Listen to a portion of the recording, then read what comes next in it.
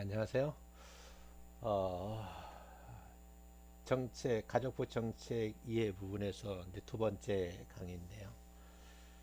조금 어렵지 않았나 그런 생각을 좀 해요. 그러니까 비대면 수업이니까 저도 좀 말이 빨라진 것 같고 여러분들의 어느 정도를 이해했는지를 지금 좀 이렇게 대화가 안 되니까 좀 어려움은 있어요. 그러니까 여러분들도 교수님도 어렵고 여러분들도 어려운 거예요. 그래서 저는 일단 사이버 대학에서 몇 년간 이렇게 동영상 강의를 많이 했던 경험이 있어서 조금 그래도 덜 어색한 것 같아요.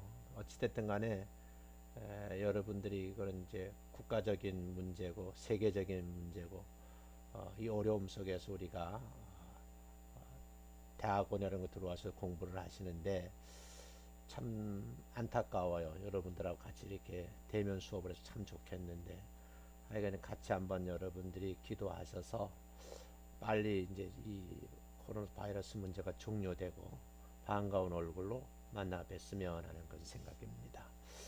자, 이어서 좀 공유를 좀 할게요. 일단 여러분들이 이제 이 부분에 대해서 가족복 정책의 접근과 유형 두 번째 시간입니다. 에스핑이라는 분하고 앤더슨이라는 분은 복지국가의 유형에 따라서 가족복지 정책에 접근하는 방법이 좀 다르다. 이런 측면에서 이분들의 얘기를 좀 들어보죠. 이분들은 가족복지 정책의 기본 틀은 그 가족이 속한 국가의 복지 유형으로부터 영향을 받기 때문에 그 나라가 어떤 복지 시스템과 어떤 유형을 추구하느냐에 따라서 영향을 받는다는 거예요. 그렇다고 하면 가족복지 정책의 큰 방향을 우리가 알기 위해서는 그 나라의 각 나라에서 사회의 그 복지 국가의 그 시스템 및 그 유형을 한번 살펴볼 필요가 있다. 이렇게 이제 얘기를 한 거죠. 그래서 대표적인 학자가 에스핑과 앤더슨이에요. 이분들은 사회복지 수급권을 사회권으로 인정하는 정도에 따라서 복지국가를 자유복지국가다, 조합복지국가다, 사회민주주의 복지국가다. 이게 세 개의 유형을 나눈 거예요. 그러면 여러분들이 이분들이 살고 있는 시대에 이분들이 살고 있는 나라에서 연구를 하면서 이 내용을 알게 된 거거든요. 그러면 여러분들이 한번 이제 살펴볼 것은 그럼 우리나라는 어디에 속해 있는 유형이냐 이걸 저번 한번 어, 댓글에 한번 달아줬으면 좋겠어요. 그 다음 이제 이분들은 복지국가 유형별 가족의 국가 개입에 있어서 분류를 하기를 일단 자유복지국가에서는 주요 프로그램이 공적 부조를 강조하더라. 근데 처음 이제 우리 사회복지를 공부하는 분은 공적 부조가 뭐요? 이렇게 물을 수가 있어요. 근데 이제 교수님이 쉽게 설명하면 이런 거예요. 개인이 개인을 도와주는 걸 사적 부조라 그래요. 예를 든다고 하면 대학원생 중에서 A라는 대학원생이 있는데 한 학기 공부하다 보니까 친해졌는데 이 B라는 학생이 뭐 예를 든다면 결혼을 한다든지 아니면 뭐 자녀가 뭐 승진을 했다든지 뭐 부모님이 뭐 회갑을 맞이했다든지 돌아가셨다든지 이렇게 되면 A라는 대학원생이 B라는 대학원생에게 개인적으로 조의금을 내고 어떻게 축의금을 내죠. 그래서 부의금, 축의금을 내는 거예요. 이걸 조의금이라 그러거든요. 이때 개인이 개인을 도와줬으니까 뭐 이건 사적 부조죠. 그런데 국가가 개인을 도와주는 거 있어요. 이걸 이제 공공부조 또는 공적 부조라는 그러니까 자유주의 복지국가는 공적 부조를 지금 강조하고 있다 그런 얘기예요. 근데 조합주의 복지국가는요 이 공적 부조도 하지만 사회보험 방식을 채택하고 있다는 거예요. 그러면 여러분들이 이제 사회복지 발달사를 공부해 보면 알 수 있는 게 뭐겠어요? 영국이란 나라는 사회복지법을 만드는 대표적인 나라예요. 그리고 여러분이 아시는 대로 자선조직협회라는 거, 우회방문단이라는 거, 이런 게 발달돼서 영국에서 미국으로, 미국에서 어떻게 해요? 일본으로, 일본 우리나라로, 이렇게 복지국가의 어떤 그 많은 개념과 틀들이 학문적으로 전달돼 온 거거든요. 그러면 사회보험의 반대말이 뭐예요? 이 민간보험이란 말이에요. 이 사회보험은 공공성들은 강제성이 있어요. 그리고 여러분들이 이거는 이제 사회복지 정책론 시간에 또 배우셔야 돼요. 그러니까 일단 여기서 보면 조합주의 복지국가라는 건 이 공적 부조도 가지고 있고 사회보험 제도도 가지고 있다, 그런 얘기고요. 사회민주주의 복지국가에서는 기초연금을 기본으로 해서 보편적인 사회보장 제도를 실시하는 나라. 그래서 대상은 뭐겠어요? 자유복지국가에서는 가족을 대상으로, 조합복지국가에서 가족을 대상으로, 사회민주주의 복지국가는 개인을 하는 거예요. 그러면 수혜 조건이 뭘까요? 자유복지국은 자산을 조사하는 거예요. 조합주의 복지국가에서는 직업 계층 구분해 제공을 하고, 사회민주주의 복지국가는 시민권을 이제 본다, 이런 거거든요. 그럼 복지급여에 대한 사회권 인정 정도에 따라서 자유주의 복지국가에서 사회권을 인정하고 수급에 따른 계층화를 강화다는 것이고, 조합주의 복지국가는 사회권을 인정하기 때문에 수급에 따른 계층화가 약해진다, 이런 단점도 있고, 또 사회민주주의 복지국가는 사회권으로 높은 인식에 따른 수급에 따른 계층화가 없다, 이런 얘기거든요. 그 우리나라는 어디에 속하는가, 이걸 한번 댓글에 달아보라는 거예요. 그 다음 이제 사회 서비스는 가족과 국가 역할에 대해서 자유주의 복지 국가는 시장에 맡기는 거죠. 그리고 개인인 가족의 정책임을 강조하고, 가족이 실패한 후에 국가가 최선으로 개입한다, 이런 거거든요. 그러니까 조합주의 복지 국가에서는요, 시장과 가족의 일차적 책임을 강조를 해요. 그런데 이제 가족이 해체되든지 이런 다음에는 국가가 개입을 하는 거예요. 그리고 국가는 보충적 가족 지원 원칙을 유지한다. 사회민주주의 복지국가에서는 가족 역할을 사회화하는 정도가 크기 때문에 가족이 실패하기 전 국가가 개입을 하고 완전 고용을 추구한다. 그 다음에 이제 이 복지국 유형별 여성의 삶을 보면, 자유주의 복지국가에서는 돌봄, 가사노동 담당자, 높은 취업률이 보이냐, 비정규직 비율이 매우 높다는 것. 조합주의 복지국가에서는 형태를 보면 돌봄도 이루어지고 가사노동 담당자가 있고, 남성 중심의 노동시장에서 부양 아동을 가진 여성의 노동시장 참여 동기는 낮다는 거예요. 그리고 성차별로 인해서 취업률이 낮다, 이런 단점도 가지고 있어요. 그러나 사회민주주의 복지국가에서는 취업률이 높죠. 그래서 공공서비스망을 통해서 돌봄이 이루어지고 가사노동 부담이 경감되고 있다, 이렇게. 그 다음 탈상품화 수준에서 보면 자유주의 복지국가는 수준이 좀 낮고, 조합복지국가는 중간 정도고, 사회민주주의 복지국가는 높은 수준이다. 여기에 관련된 이제 나라를 보니까 자유주의 복지국가는 미국, 캐나다, 호주, 일본 같은 것이고, 또 조합주의 복지국가는 오스트리아, 프랑스, 독일, 영국, 이탈리아 같은 나라고, 사회민주주의 복지국가 제도를 가진 게 스웨덴, 덴마크 등, 특히 이 스칸디나비아 반도에 있는 국가들이 여기에 해당된다, 그런 얘기예요. 이해가 되셨는지 모르겠는데 조금 어려운 내용이에요. 그러나 여러분들이 기본적으로 알고는 있으셔야 된다, 그런 얘기. 그 다음 코티에라고 하는 분이 이제 가족복지를 이렇게 한번 나름대로 설명을 하는 거예요. 서구 국가들의 복지 정책의 의제와 공적 개입 수준 등을 근거로 해서 가족복지 정책을 비교 연구를 해봤다는 거예요.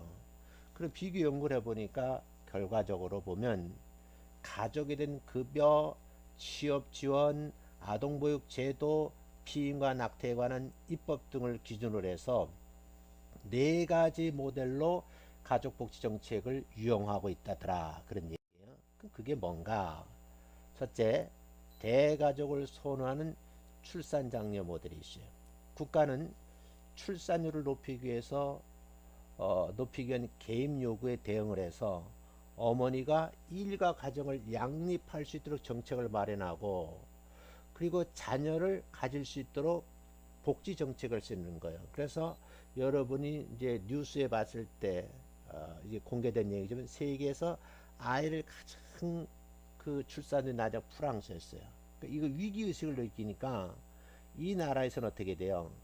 복지 정책을 써서 아이를 낳을 수 있는 그런 환경을 만들고 그런 서비스를 함으로써 이 위기에서 탈출하는 거죠.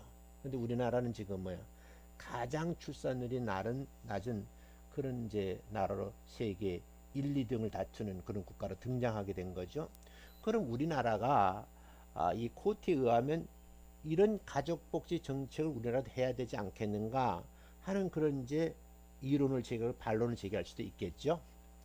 자, 전통적 남성 생계 부양자 모델이 있는데 국가에서는 가족을 지원하는 방식은 다양하지만 전통적으로 남성이 생계를 책임진다. 그래서 남성이 생계를 부양하는 가정 형태가 유지되도록 이제 이루어가는 거죠. 그런 나라가 독일이에요. 그러니까 독일도 한번 눈여겨볼 필요가 있는 거예요. 그러니까 서유럽인 프랑스, 독일, 영국 같은 걸 여러 눈여겨보셔야 돼요. 선진국들이니까. 그런데 이제 그 중에서도 양성평등 모델을 가지고 있는 나라가 이 덴마크와 스웨덴이거든요. 전통적 남성 생계 부양자 모델과는 반대되는 모델인데 노동시장에서 성차별이나 불평등을 최소화하기 위해서 정부는 적극적인 역할을 수행을 하고 있는 대표적인 나라가 덴마크, 스웨덴인 거예요. 그럼 이 부분도 깊이 있게 한번 연구해 볼 필요가 있는 거예요. 그 우리나라는 양성평등 모델을 가지고 와서 정책을 만들었을 때 이것이 우리가 말하는 대로 성공할 수 있을까? 그걸 한번 생각해 봐야 되겠죠. 그 다음, 가족 친화적이지만 비개입적 모델이 있어요. 가족에 대한 사회적 중요도를 인식하기는 하지만은 국가의 개입은 그 욕구를 진 가족들에게만 지원하는 거예요. 그 나라가 영국이에요. 그리고 영국 사람들이 뭐예요? 신앙의 자유를 찾아서 메인플라워를 타고 어디로요? 미국으로 건너갔잖아요. 그러니까 영국의 영향을 받는 나라가 미국이라는 거죠. 이 두 나라가 가족 친화적이지만 비개입주적인 모델을 채택하고 있는 나라다. 그런 얘기예요. 그 다음에 일과 가정을 그 균형을 위한 돌봄 과제 중심의 가족복지 정책이 유행이 돼서 알아보죠. 일단 시대적으로 일과 가정의 균형을 위한 가족복지 정책을 우리가 채택할 필요가 있다. 이게 필수다. 이렇게 생각하는 것으로 지금 인식의 전환이 이루어지고 있어요. 그래서 요즘에 우리나라다 보면 일과 가정의 양립을 하긴 정책, 여기에 불만을 가진 사람, 또 지금 함께 이렇게 어울려가는 사람, 다양한 계층들이 모여있는 우리나라 시스템이거든요. 한번 눈여겨볼 필요가 있어요. 그리고 노동권, 부모권, 탈상품화, 탈가족화 개념과 관련이 되어 있다. 자, 그래서 여러분 주요 개념을 이제 여러분이 한번 쭉 이제 확인을 하셔야 돼요. 그러면 노동권이 뭐냐? 이 상품화 연관이 있는데 부모의 역할에 방해를 받지 않고 시민 또는 개인으로서 노동을 할 수 있는 권리가 있다 그 말이에요. 이 부분은 조금 깊게 설명을 좀 해야 할 부분인데 수업 시간에만 한번 얘기를 하자고요. 부모권은 뭐냐? 노동의 침해를 받지 않고 부모 역할을 안정적으로 수행할 수 있는 권리예요. 탈상품화는 뭐냐? 개인 또는 가족이 시장에 의존하지 않고도 적절한 수준의 생활을 유지할 수 있는 정도, 이걸 이제 말하는 거거든요. 그 다음에 상품화란 말이 있죠. 그 상품화라야 탈상품화를, 인간의 노동력이 상품처럼 시장에서 구매되는 거를 이걸 상품화라고, 반대되는 개념을 탈상품화라 그러는 거예요. 탈가족화. 가족의 구성원이 돌봄으로 해서 무급 노동을 수행하지 않아도 가족들에게 적절하게 돌봄이 제공되는 그런 서비스를, 이런 이제 용어를 탈가족화라고 그러거든요. 그러니까 이 문제, 그러니까 주요한 이제 용어 개념이니까 한번 확인하고 가셔야 돼요. 그러니까 사회복지가 어렵다는 사람들은 이런 이제 용어들이 새로우니까 이 용어들 이해하기 어려워서 교수님이 좀 자세하게 설명을 하는 거예요. 그다음 탈가족화 얘기했고요. 그럼 탈가족 반대말 가족화는 뭐냐? 자신의 노동력을 상품화하지 않으면서도 가족 구성원들을 돌보는 것을 말한다. 이런 얘기.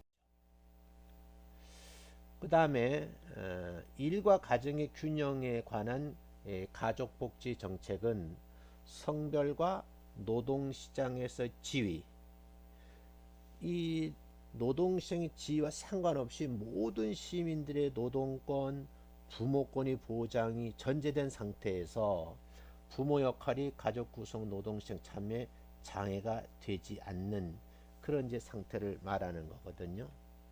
그럼 동시에 가족원이 노동시장 참여가 부모 역할을 침해하지 않도록 하는 보편적 가족복지 정책을 이제 우리가 이걸 이제 도입을 해야지만 가능한 거거든요.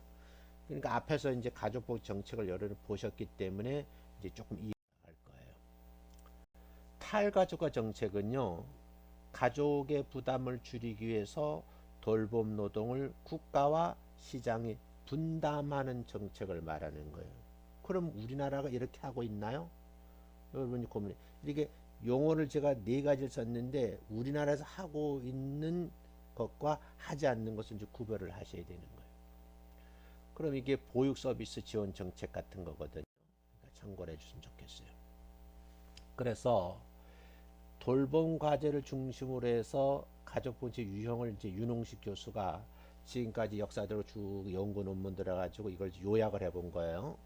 그러면 가족 정책이 시장형이 있고 가족 우선형이 있고 가족화 탈가족화 병행이 있고 탈가족 우선이 있고 미발달형이 있다.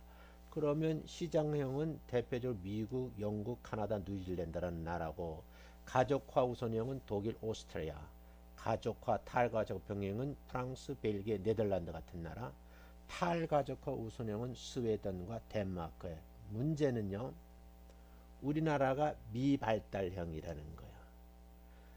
그러면 미발달형이 뭐냐? 돌봄의 사회와 가족화를 위한 충분한 정책 확대가 아직까지도 이루어지지 않고 있는 나라. 시장형이 됐던 가족화 우선형이 됐던 가족과 탈가족 병행이 됐던 탈구적인 이런 정책을 채택을 해서 가족 정책을 입안을 하고 그것을 법제화하고 실제 전달책에도 서비스를 해야 되는데 우리나라 이분이 굉장히 미약한 나라다. 그래서 여러분들이 이제 2005년에 건강가정기법법이 만들어지면서 조금씩 그 지역에 건강가정지원센터가 생기고 또 여러 학문적 다학제적인 측면에서 상담학 또는 심리학 또 의학 같은 일이 도움을 받는 거죠. 그러면서 이제 각 분야가 점점 이제 발달해 오고 있다. 아직도 완벽한 시스템으로 가지 않고 있다. 안타까운 얘기죠. 그러니까 이런 것도 한번 참고해 보실 필요가 있다. 그래서 시장형 가정유형의 특징이 뭐고 가족화 우선형 특징이 뭐고 탈가족과 병행은 특징이 뭐고 탈가족과 우선이 뭔지 이 네 가지는 반드시 별표 3개 해놓고 참고해 볼 필요가 있다 하는 거예요. 그러면 주요 국가의 가족부 정책에 대해서 조금 더 진행을 하죠. 미국의 가족 정책을 보자고요. 미국의 가족복지 정책은 국가 역할보다는 시장에 맡겨놓는 자유주의 복지 국가예요. 가족 지원에 대한 국가의 책임을 최소화하면서 여러 사회 정책을 통해서 자녀가 있는 취약 가족, 즉 요보 가족을 위한 정책으로 이루어있다. 그러면 이건 뭐겠어요? 선별복지라고 보게 되겠죠, 그죠? 보편복지는 아니죠. 빈곤 정책과 관련해서 이루어지고 있고 중산층 이상에는 세금 공제 혜택 방식을 통해서 간접적 지원이 이루어지고 노동을 해야만이 국가의 지원이 이루어지고 있는 양상입니다. 1935년에 사회보장법을 제정해서 요보와 아동을 위한 것을 지금 현재 ADC라고 하는 걸 시행하고 있다 그러는 거예요. 다음에 1962년에 AFDC라 그래서 이게 변경돼서 공공부조 제도로 지금 자리 잡아간다 하는 것. 그 다음 이제 AFDC 제도는 복지 의존도를 높인다는 비판을 받게 되죠. 그러면서 존슨 대통령은 복지와 근로 참여를 연계한 프로그램을 도입을 해서 이런 경향으로 75년 도입된 근로소득세 환급 제도를 만들어서 영향을 준 제도다 이렇게 보시면 되겠어요. 80년대 이후에 들어와서 정부의 복지 감축으로 복지 수급 억제 정책을 추진하다가 1988년에 가족지원법을 만들게 되고 이 법의 영향으로 3세 이상의 자녀가 있는 수급 여성은 수급 조건으로 일하러 가거나 직업훈련에 참여하게 만들었다. 그런 얘기예요. 지속적으로 복지 지출은 증가를 하지만요. 아동의 빈곤율이 점점 높아지고 미혼모가 증가하는 거죠. 그러면서 복지 의존 대상은 줄지 않고 증가하는 현상이 이어짐에 따라서 이게 또 미국의 사회 문제니까 1996년에 미국 사회복지의 방향을 재정립하는 복지개혁법이 제정되었다. 그런 거죠. 그리고 노동을 강조하고요. 가족 책임을 강화하는 복지정책의 기조를 유지를 하고 있었다. 자, 그러면서 미국의 가족부 정책을 보면 가족에 대한 소득 지원, 여러 가지 정책을 쓰고 있거든요. 그러니까 빈곤가정 한심 부조 프로그램 만들고 있고 식품권 제도, 보충적 소득 지원 프로그램, 근로세 환급 프로그램 이런 걸 자꾸 말해서 가족의 소득을 지원하는 거죠. 일과 가정을 양립해서 균형을 위한 지원을 해서는 가족 의료 휴가 제도를 도입하기도 하고 민간 기업엔 가족 지원 프로그램을 만들기도 하는 거죠. 돌봄을 위한 지원에서는 빈곤 가족 아동을 위한 헤드스타트 프로그램을 운영하기도 하고 간병보호수당을 주기도 하고 또 전국의 가족 간호자 지원 프로그램을 만들어서 서비스를 하고 이러더라 그런 얘기예요. 이제 여러분들이 프랑스까지만 보고 맞춰야 될 것 같아요. 프랑스 같은 경우는 에스핑 앤더슨의 복지구행 중에서 조합주의 속하는 국가잖아요. 여기에서는 가족에 대한 명시적 정책을 통해서 다른 국가들의 모델이 되고 있어요. 인구 증가는 노력, 출산장려 정책을 비롯해서 가족 형성은 지원 정책을 마련하고 있는 대표적인 국가. 다양한 가족을 인정해요. 그러니까 우리가 말하는 전통적인 가족뿐만 이라든지 다양한 계층의 사람들이 모여들었잖아요. 지원하는 가족복지 정책을 지금 쓰고 있고 자녀 양육과 취업 활동을 병행할 수 있도록 지원하는 정책 등을 선도적으로 발전시키고 있는 이제 그런 나라가 프랑스다. 가족 수당을 만들어서요. 자녀 수가 증가할수록 급여를 누진적으로 증가시키는 구조로 설계되어 있다는 것. 다양한 가족 형태를 인정한다는 것. 가부장적인 대가족 정세에서 여성의 자녀 양육을 강전 정책을 기조로 하다가 인구 증책 정책과 더불어서 가족 형태에 따라서 차별하지 않는 정책을 마련하고 있고 여성의 노동시장 참여를 용이하게 하는 공보육, 출산휴가, 육아휴직 같은 보육 지원 정책을 강화해서 일가 가정을 균형 유지할 수 있도록 그런 가족보 정책을 마련하고 발전시키고 있는 나라가 프랑스다. 그런 얘기예요. 그래서 1998년에 가족 관련 부처가 이제 대표부를 가족 부처 간 대표부를 설치를 한 거죠. 프랑스만이 있는 거죠. 그다음에 가족과 관련 업무를 주관하는 부처 간의 통합을 추구했고 가족의 다양성을 정책에 포용해서 연대와 정의, 사회통일 관점의 정책을 수립하고 있는 모범적인 나라다 그런 얘기죠. 그래서 프랑스의 가족복지 정책을 보면요, 가족에 대한 소득 지원, 가족 수당, 가족 소득 보충급여, 최저 생계급여를 한다는 거죠. 또 일과 가정을 병행 균형을 위해서는 육아휴직, 육아휴직 수당, 개별 가정 보육 지원 수당, 보육인 고용 지원금도 주고, 등록 보육교사 고용 보조금도 주고, 자녀 간병 수당도 지급하는 거죠. 돌봄을 위한 지원으로는 영유아 수당, 편부모 수당, 보육제도, 자녀 입양 수당, 자녀 부양비 징수 지원, 노인 부양 지원 제도, 자녀 교육 수당, 가족 지원 수당, 특수 교육 수당, 이런 다양한 이제 국가에서 제도를 만들어서 돌봄 서비스를 하고 있다. 이렇게 보시면 됩니다. 스웨덴의 이제 국가 정책은요, 다음 시간에 좀 이어서 하기로 하고요. 오늘은 이제 미국하고 프랑스, 그럼 이제 스칸디아 반도에 있는 국가의 가족 정책 목적을 봐야 되거든요. 시간을 좀 할애해서 다음 주에 또 하도록 그렇게 하겠습니다. 수고 많이 하셨습니다. 감사합니다.